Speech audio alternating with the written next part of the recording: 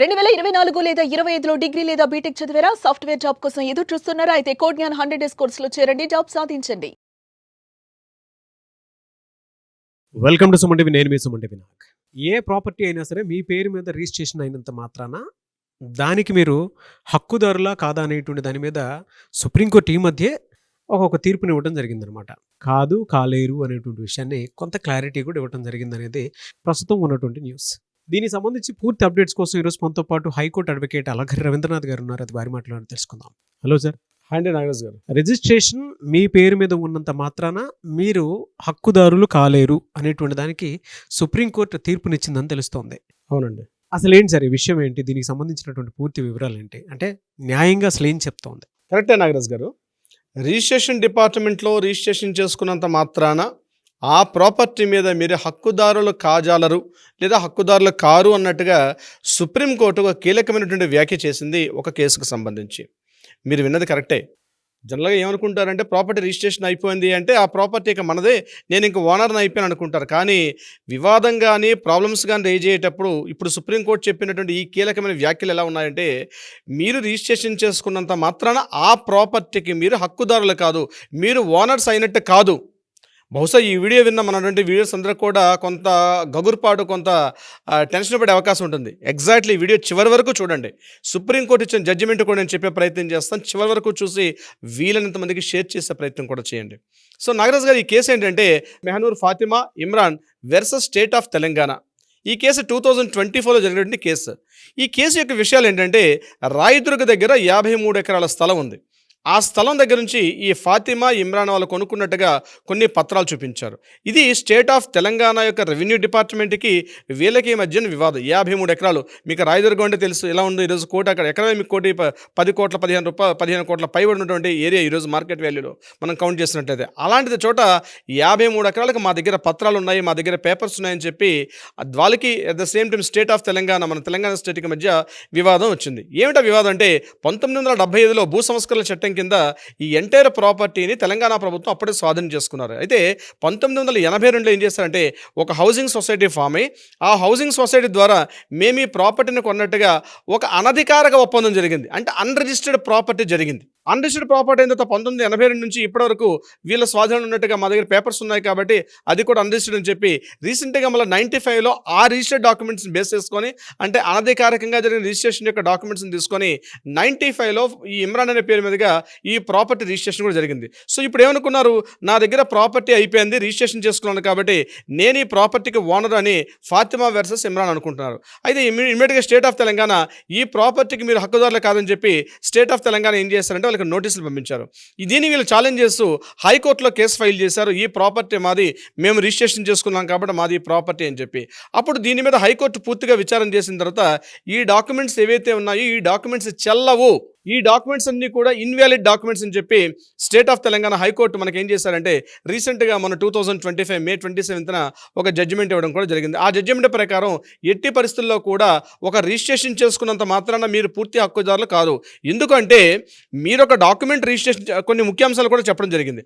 ఆ ముఖ్యాంశాల ప్రకారం ఒక ఇద్దరి మధ్య ఒకరు అమ్ముతున్నారు, ఒకరు కొంటున్నారు. సో కొనుక్కున్న వ్యక్తి అమ్ముకున్న వ్యక్తి దగ్గర నుంచి చూసుకుంటాడు, సేల్ డీడ్ ఉంది. సో ఇప్పుడు నేను మీ దగ్గర ఒక ప్రాపర్టీ కొనాలనుకోండి నాగరాజు గారు, కొనేటప్పుడు ఏమంటాను, ఈ పేరు నాగరాజు గారి మీద ఉందా లేదని చూస్తాను, చూసిన నా ప్రాపర్టీ రిజిస్ట్రేషన్ చేసేసుకుంటా. కానీ అక్కడ తెలుసుకోవాల్సింది ఆ ఒక్క డాక్యుమెంటే కాదు, అసలు ఈ ప్రాపర్టీ అతనికి ఎలా వచ్చింది, నేను ఎవరి దగ్గర అయితే కొనాలనుకుంటున్నానో ఆ కొనాలనుకుంటున్న వ్యక్తిగా ప్రాపర్టీ ఎలా వచ్చింది, అది కూడా ఒక వ్యాలిడ్గా రావాల్సిన అవసరం ఉంది. అంటే వ్యాలిడ్ అంటే దానికి కరెంట్ పూర్తిగా ఒక డాక్యుమెంటేషన్ పక్కగా జరగాలి. ఆ డాక్యుమెంటేషన్ ఇన్వాలిడ్ అయ్యేటప్పుడు ఈ జరిగిన డాక్యుమెంటేషన్ కూడా ఇన్వాలిడ్ అవుతుంది.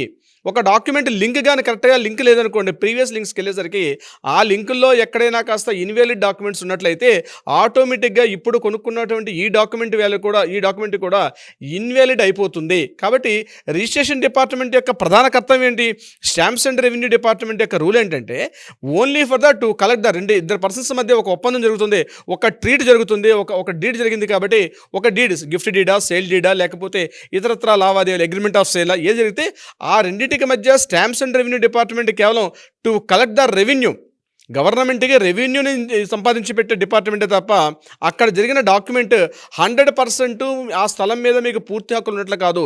ఎప్పుడు మీకు పూర్తి హక్కులు ఉన్నట్లు అవుతుంది అంటే ఆ ప్రాపర్టీకి సంబంధించి మీరు ఎవరి దగ్గర అయితే ప్రాపర్టీ కొంటున్నారో అతను ప్రీవియస్ చేసుకున్నటువంటి డాక్యుమెంట్, అంతకుముందు ప్రీవియస్ చేసుకున్న డాక్యుమెంట్స్ కూడా ఒక కంటిన్యూటీ ఉండాలి. ఉదాహరణకి రియల్ ఎస్టేట్లో చూసినట్టయితే ఒక వెంచర్ ప్లాటింగ్ ఉంటుంది.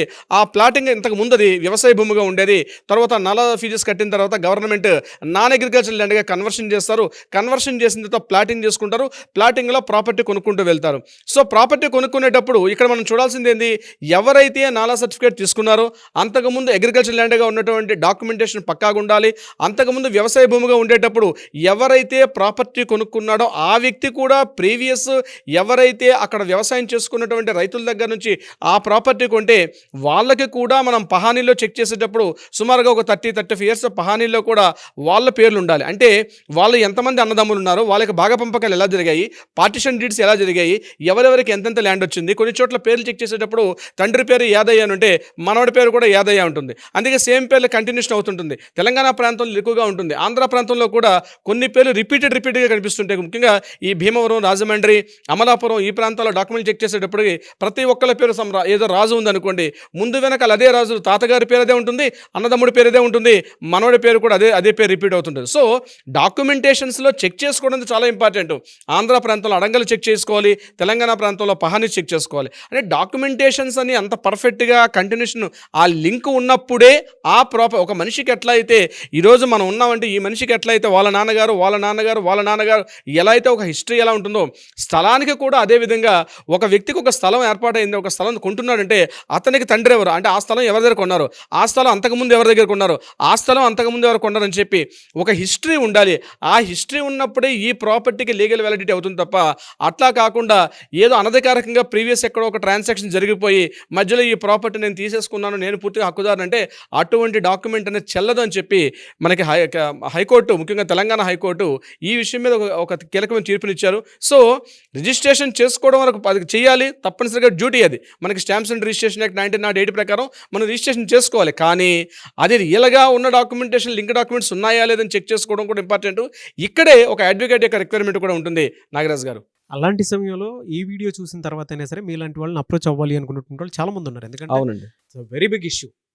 ప్రతి ఒక్కరూ ఏంటి అని అంటే రిజిస్ట్రేషన్ చేయించుకున్న తర్వాత మాకు అడిగే హక్కు లేదేమో అనుకునేటువంటి ఆ పరిస్థితిలోకి వెళ్ళిపోయి చాలామంది వాళ్ళ సొంత ల్యాండ్ను కూడా పోగొట్టుకునేటువంటి వాళ్ళు చాలామంది ఉన్నారు సార్. అన్యాయం అయిపోయినటువంటి వాళ్ళు చాలామంది ఉన్నారు. కింద కామెంట్ బాక్స్లో కూడా పెడతారు, ఇదే ప్రాసెస్ నాకు జరిగిందండి, ఇలా మాకుండేటువంటి ల్యాండ్ మొత్తాన్ని మేము పోగొట్టుకున్నాము, అసెట్స్ అన్ని పోగొట్టుకున్నాము అనుకునేటువంటి వాళ్ళు.